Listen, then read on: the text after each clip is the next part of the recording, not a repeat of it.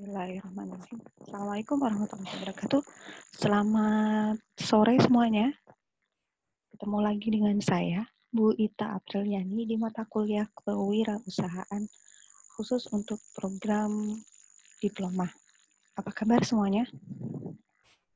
Semoga hari ini kalian baik-baik saja, meski harus tetap stay at home.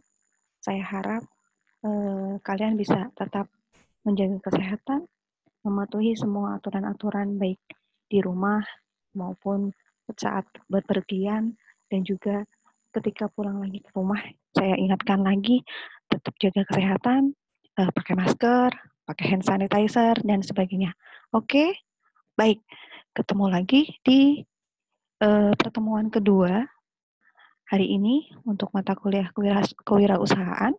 Kita akan bahas tentang pengertian, manfaat, fungsi, dan prinsip kewirausahaan. Baik, langsung saja kita mulai ya.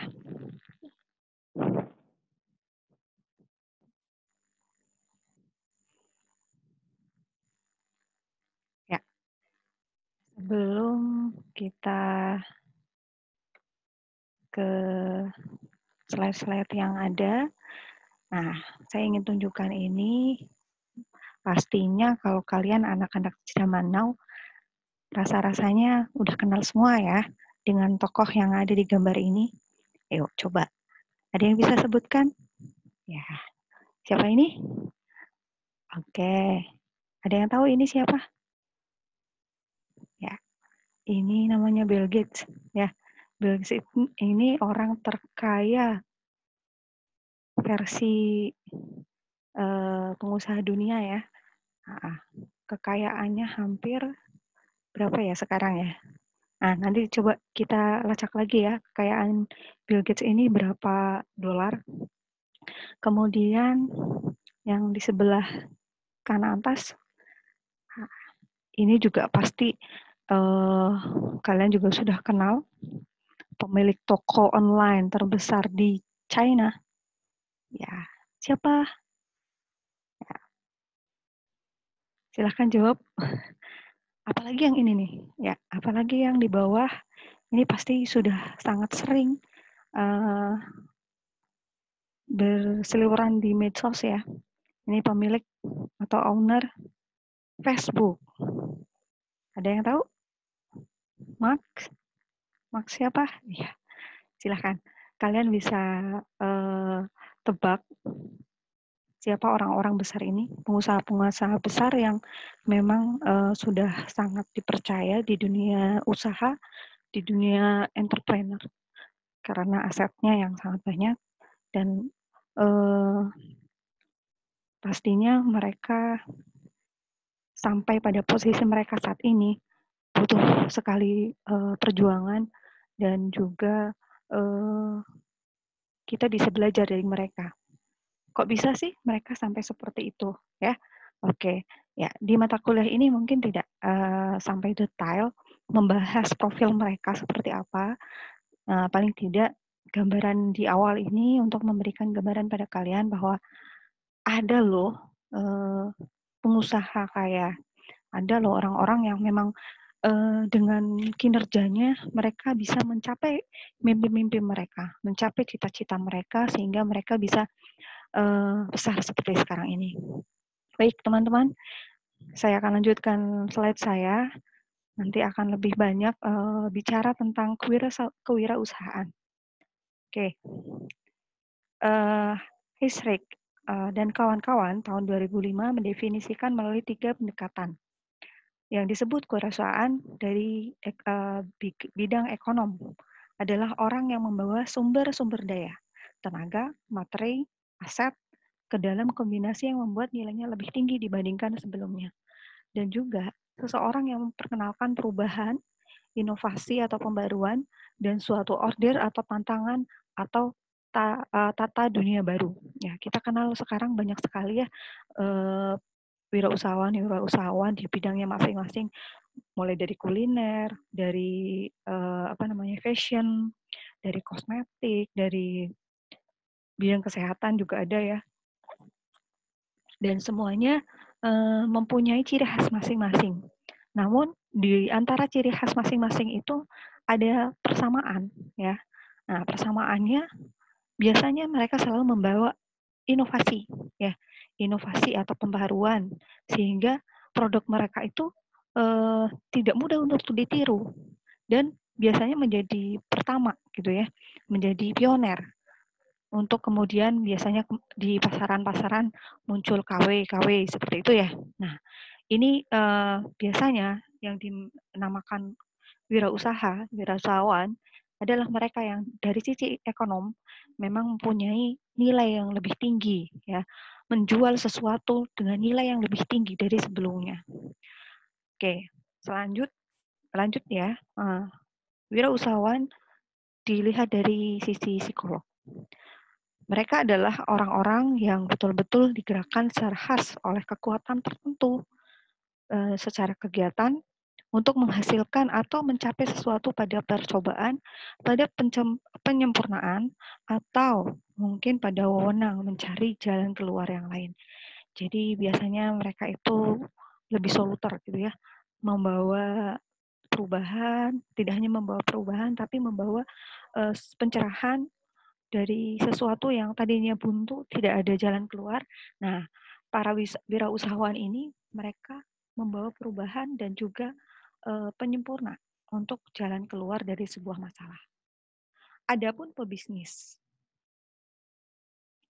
Pebisnis ini adalah yang muncul sebagai ancaman, pebisnis yang muncul sebagai ancaman, pesaing yang agresif, atau mungkin sebagai sekutu, sumber penawaran, pelanggan, atau menciptakan kekayaan bagi orang lain, menemukan jalan yang lebih baik, dan memanfaatkan sumber daya. Nah, pebisnis ini beda dengan psikolog dan ekonom ya. Kalau tadi seorang ekonom itu dia yang punya inovasi atau pembaruan. Kalau psikolog tadi mencari jalan keluar, nah kalau pebisnis ini bagaimana menemukan jalan yang lebih baik dalam memanfaatkan sumber daya.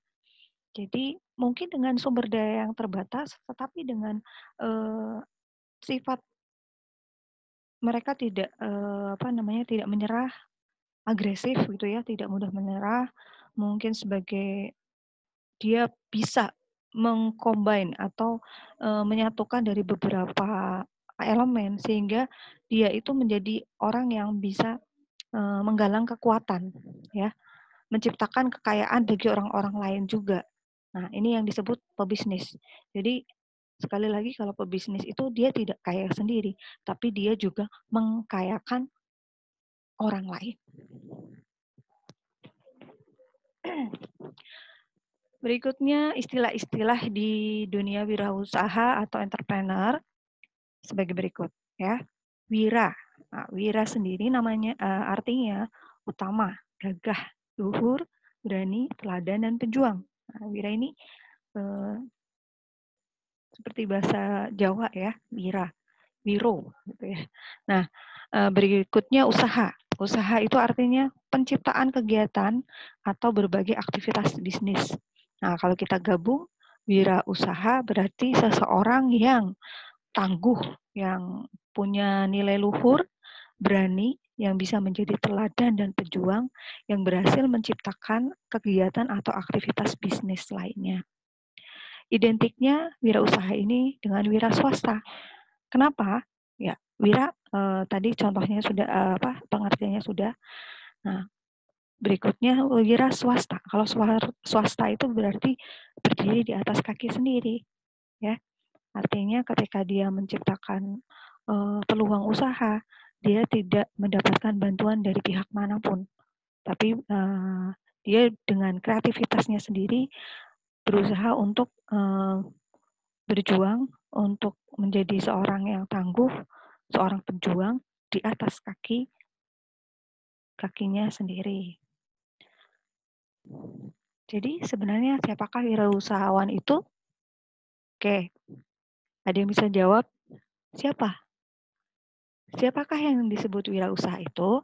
Nah, jawabannya adalah dia adalah satu, orang yang memulai atau mengoperasikan sebuah usaha atau bisnis. Ya, contohnya usaha sambel gitu ya, atau usaha cilok. Nah, tapi ciloknya ini beda dengan cilok-cilok yang lain misalnya. Atau ya kalau di yang lagi tenar itu apa ya? Milkshake dan sebagainya. Nah, orang yang memulai bisnis, mengoperasikan sebuah usaha itu dinamakan wirausaha. Pengertian yang kedua adalah para individu yang menemukan kebutuhan pasar dan membangun perusahaan baru yang dapat memenuhi kebutuhan pasar tersebut. Jadi para wirausaha ini adalah mereka yang menemukan kebutuhan pasar. Misalnya di sini susah untuk mendapatkan seperti sekarang hand sanitizer. Nah, orang ini menciptakan produk dengan dengan produk tertentu ini yang jarang ditemui di pasaran. Misalnya hand sanitizer-nya ini lebih uh, lebih wangi, lebih terjamin kualitasnya, dan juga kemasannya beda dengan yang lain. Nah, ini akan sangat menjual karena produknya itu beda dengan yang ada di pasaran. Kemudian yang ketiga, yang disebut wirausaha adalah orang-orang yang berani mengambil resiko, yang mampu memberi daya dorong bagi perubahan, inovasi, dan kemajuan.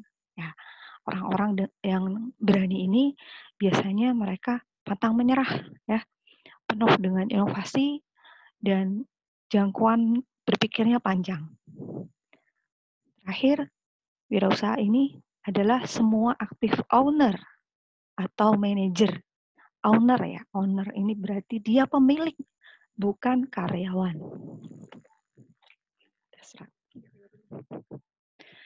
Berikutnya, Thomas Wimseder dan teman-temannya merumuskan manfaat kewirausahaan sebagai berikut. Kenapa sih kita dapat mata kuliah kewirausahaan ini? Karena dari wirausahaan ini diharapkan banyak manfaat yang bisa kita dapatkan. Manfaat pertama, secara konsep, kewirausahaan itu memberi peluang dan kebebasan untuk mengendalikan nasib sendiri.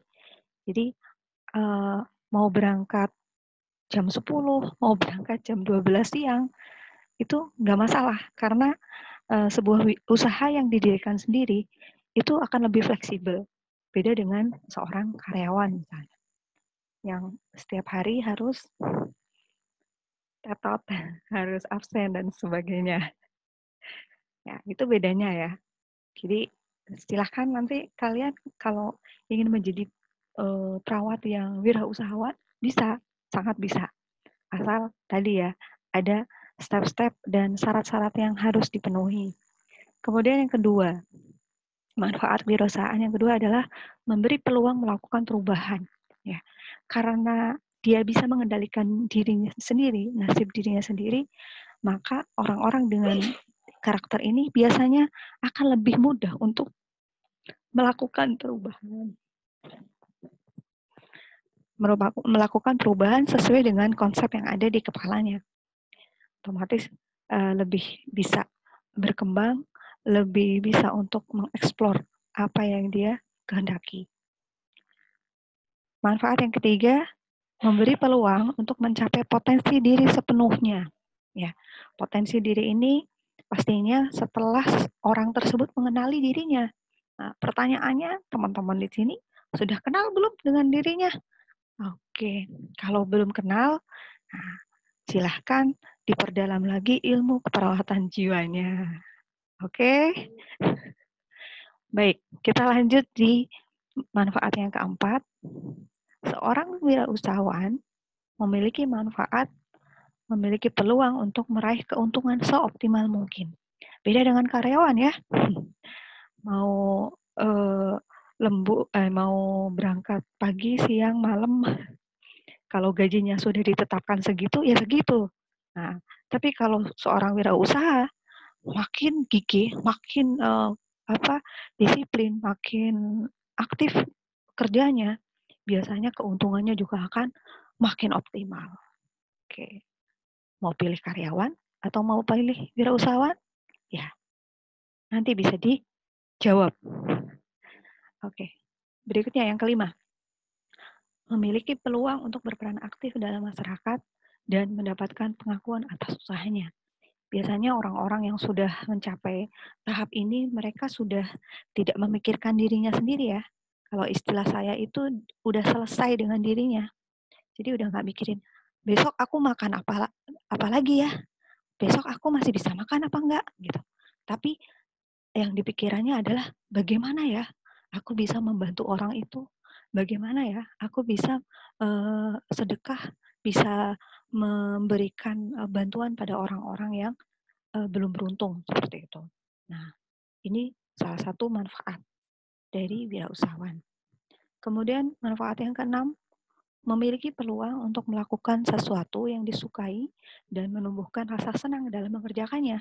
Kalau bahasa saya itu ketika seseorang itu sudah punya passion, hasrat ya, bekerja dengan hasratnya, maka dia sudah tidak memikirkan kalau misalnya nanti usahanya gagal, ya mulai lagi, gagal mulai lagi, gagal mulai lagi, seperti itu. Artinya kalau dia sudah menyukai bidangnya, dia akan terus kerjakan itu. Tidak pandang bulu dan dia tidak menetapkan kapan selesainya dan sebagainya. Itu karena dia sudah bekerja dengan perasaan senang. Oke. Berikutnya fungsi wirausaha.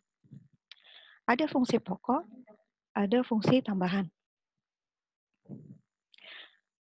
Fungsi pokoknya dari wirausaha adalah yang pertama membuat keputusan, memutuskan tujuan, menetapkan bidang usaha, menghitung skala usaha, menentukan permodalan, menetapkan pegawai, kemudian pengendalian, menciptakan, mencari terobosan, dan memasarkan barang. Nah, fungsi-fungsi ini pastinya merupakan rangkaian kegiatan yang tidak bisa diputus karena memang semuanya merupakan step-step yang harus dilakukan oleh seorang wirausaha, ya.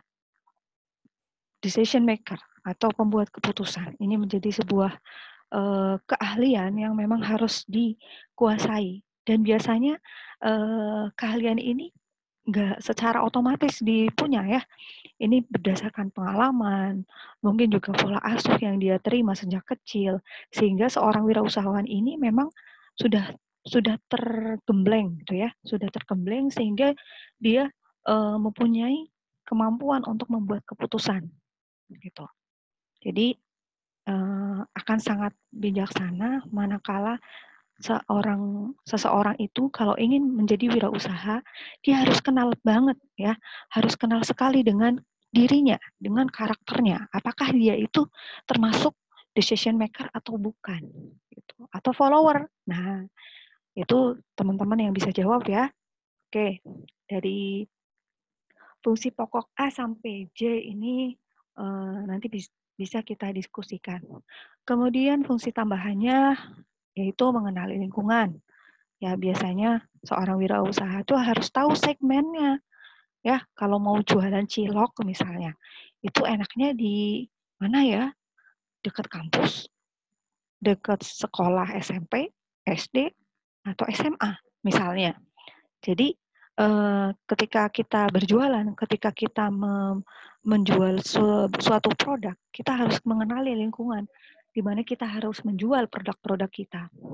Kemudian mengendalikan lingkungan, menjaga lingkungan, dan peduli serta menjaga lingkungan. Ini fungsi tambahan lebih ke arah soft skill ya. Bagaimana seorang wirausaha itu bisa punya sense of belonging atau bagaimana dia bisa mengenali lingkungannya sehingga ketika dia menciptakan sesuatu itu berdasarkan kebutuhan yang ada di lingkungannya. Nah, jika Anda ingin menjadi majikan bagi diri sendiri dan mengerjakan usaha milik pribadi, milikilah kualifikasi yang tepat untuk menjadi seorang wirausaha. Apakah Anda memiliki kepribadian yang sama dengan wirausaha? Coba kita lihat di bawah ini. Yang pertama, berprestasi tinggi, pengambil resiko, pemecah masalah, pencari status, memiliki tingkat cadangan energi yang tinggi, percaya diri, menghindari ikatan emosi, jadi nggak baperan ya. Oke, saya garis bawahi ini ya. Jadi seorang pengusaha itu menghindari ikatan emosi.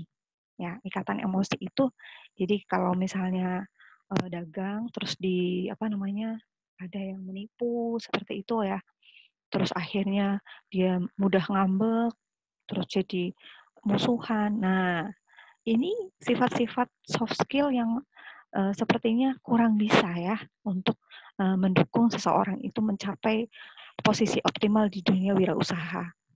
Berikutnya kepuasan pribadi. Nah, kepuasan pribadi ini akan sangat didukung oleh faktor-faktor yang sebelumnya. Artinya karena kepuasan pribadi ini sifatnya sangat apa namanya sub apa namanya subjektif ya, tidak bisa diukur satu dengan yang lainnya. Mungkin ada orang yang kalau sudah punya apa franchise di 5 kota itu sudah gitu ya. Tapi ada juga yang wah pengennya di luar Jawa juga punya franchise juga atau apa namanya mau nyabang di seluruh dunia dan sebagainya. Nah, ini sifatnya sangat subjektif. Masing-masing pengusaha itu punya kriterianya masing-masing. Oke, kita lanjut. Berikutnya profil seorang wirausaha. Tadi berprestasi tinggi, ini kriterianya, ciri-cirinya, pengambil resiko. Untuk pencari status ini tidak tergantung akan status dalam mengarah misi bisnisnya. Jadi tidak terganggu akan status dalam mengarah misi bisnisnya. Ya mau dia apa namanya pencari status ini tidak maksudnya misalnya misi bisnisnya ini lebih ke arah di produknya itu lebih menawarkan ke bidang fashion. Nah, sementara di lain pihak dia bisa bekerja sama dengan owner-owner bisnis yang lain. Artinya dia tetap bisa eksis dengan produknya meskipun dengan pesaing yang banyak. Seperti itu. Kemudian percaya diri tinggi, ya, ikatan emosi, struktur hubungan emosional tidak akan mengganggu bisnisnya.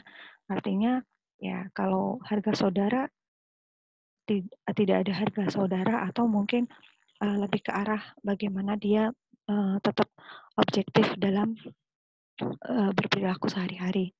Kemudian kepuasan pribadi ini tadi juga sudah dijelaskan. Oke. Selanjutnya semangat berwirausaha. Yang pertama, kemauan yang kuat untuk berkarya, utamanya di bidang ekonomi, ya. Jadi berwirausaha itu lebih cocok atau lebih cenderung ke bidang ekonomi, ya. Kemudian mampu membuat keputusan yang tepat dan berani mengambil resiko. Kreatif, inovatif, tekun, teliti, dan produktif. Berkarya dengan semangat kebersamaan dan etika bisnis yang sehat. Nah, kita kenal ada wirausaha dengan semangat 17 Agustus 45. 8 macam sebagai syarat pokok wirausaha. 4 sebagai kualifikasi wirausaha tangguh. 5 macam dan cara sebagai kualifikasi wirausaha andal. Nah, untuk itu ada 8 syarat pokok wirausaha andal.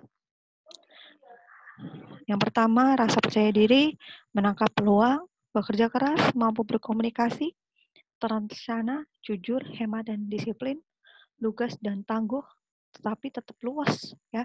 Jadi tidak kaku. Kemudian meningkatkan kapasitas diri dan mengendalikan lingkungan serta menggalang kerjasama. Nah, poin kerjasama ini tidak bisa dimiliki oleh orang yang kaku, ya. Jadi teman-teman kalau pengen jadi wirausahawan yang sukses, nggak boleh kaku ya, dengan terutama ketika berhubungan dengan orang lain, ya.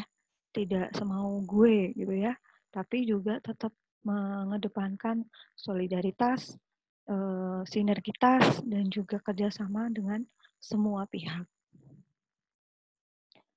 Ada 4 ciri dan cara sebagai kualifikasi wirausahawan tangguh. inovatif entrepreneur.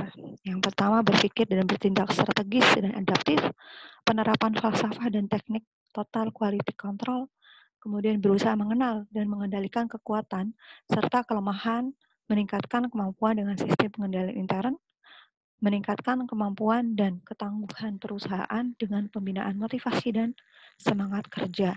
Nah, khusus ini ya. Jadi kalau mau usahanya lancar, tidak hanya dari sisi produksi ditingkatkan, sementara si wirausahawan ini tidak menyisakan waktunya untuk membina karyawannya, memotivasi karyawannya untuk tetap semangat bekerja, ya. Padahal kita tahu manusia sendiri butuh motivasi, butuh semangat. Nah, ini penjelasan dari karakter yang tadi, ya, teman-teman bisa baca. Oke. Sekarang kita ke slide berikutnya, kegagalan seorang wirausahawan. Kalau kita tadi belajar tentang ciri khas wirausahawan yang sukses, maka tidak ada salahnya. Bahkan kita harus waspada terhadap pengalaman kegagalan. Nah, ini harapannya tidak diulangi, ya, tidak terjadi pada teman-teman semua. Nah, apa sih ciri wirausahawan yang gagal? Nah, ciri yang pertama. Yang pertama adalah pengalaman manajemen. Misalnya, dari sisi manajemen, pemahaman umum mereka terhadap disiplin kurang, terutama disiplin misalnya dalam segi keuangan. Ya, keuangannya tidak terencana, meremehkan kebutuhan model bisnis. Ya, jadi tidak ada neraca seimbang antara input dan output. Ini juga harus diwaspadai. Biasanya kelemahan utama para usahawan atau para orang-orang yang mulai merintis bisnisnya adalah dari flow apa namanya, grafik ininya ya. Jadi perkembangan keluar masuknya pemasukan, ya, neraca perdagangannya kurang bagus.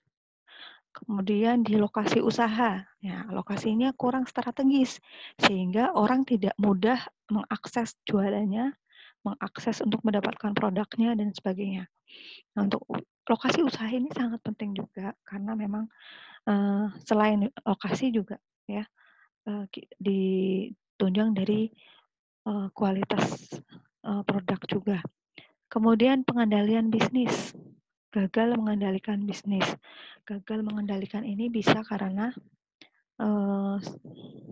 si pengusaha ini kurang tadi ya, yang pertama kurang pengalaman. Seperti itu. Berikutnya pembelanjaan yang terlalu besar, manajemen piutang, dedikasi, memperluas teknik memperluas jaringan yang berlebihan tanpa pengaturan yang bagus. Ini akan sangat mempengaruhi, ya. Terus tadi dedikasi, meremehkan waktu yang diperlukan untuk memulai bisnis.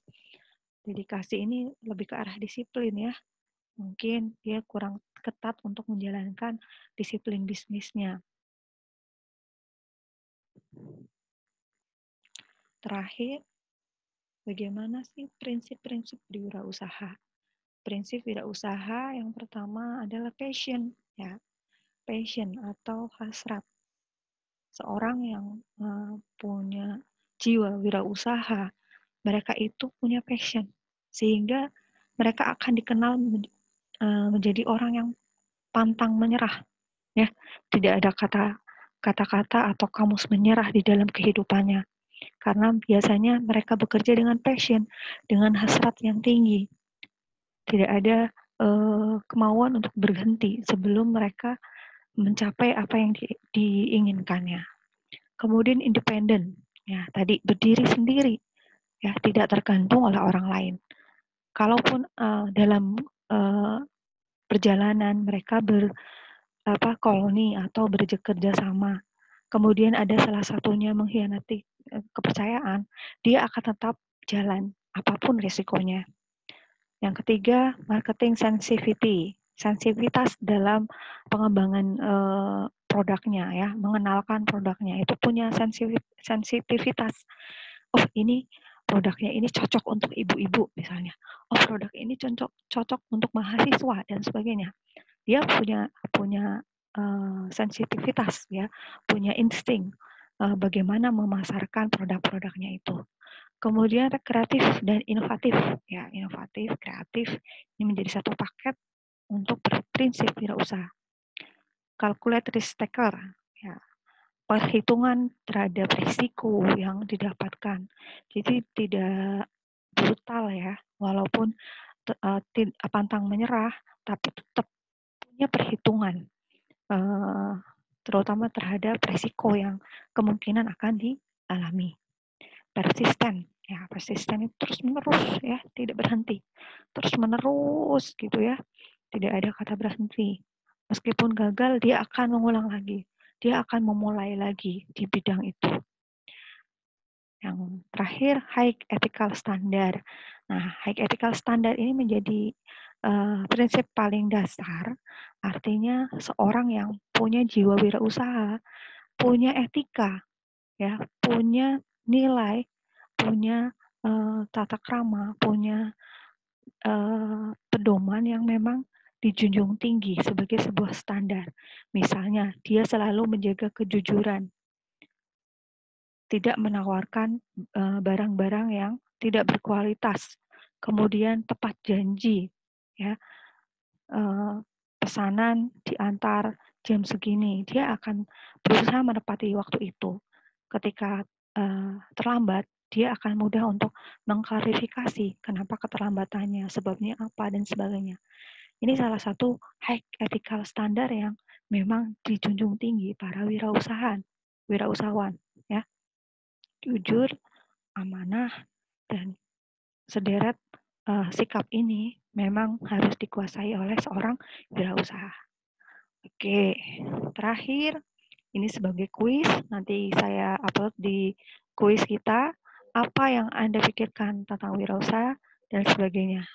Baik, itu saja di pertemuan ini yang bisa saya sampaikan. Kurang lebihnya mohon maaf. Assalamualaikum warahmatullahi wabarakatuh.